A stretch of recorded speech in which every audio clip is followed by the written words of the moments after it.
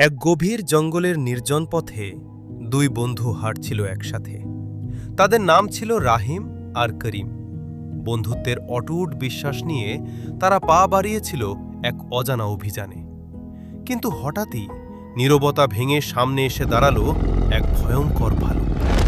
ভয়ে করিম নিজের প্রাণ বাঁচাতে এক লাফে উঠে পড়ল গাছে, আর রাহিম রয়ে গেল একা বিপদের মুখে। কিন্তু বুদ্ধি হারায়নি সে। মাটিতে শুয়ে নিঃশ্বাস বন্ধ করে নিজেকে মৃতের মতো স্থির করে রাখল। ভালুকটি কাছে এলো, তার নিঃশ্বাসের শব্দ ভারী আর ভয়ানক। সে শুকতে লাগলো রাহিমকে।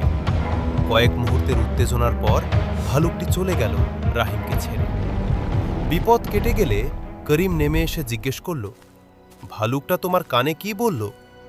রাহিম শান্ত কণ্ঠে বলল, সে বলেছে যে বন্ধু বিপদের সময় পাশে থাকে না, তাকে কখনো বন্ধু বলা যায় না। এই একটি শিক্ষা জীবনের জন্য যথেষ্ট। সত্যিকারের বন্ধু সেই যে বিপদের সময় পাশে থাকে।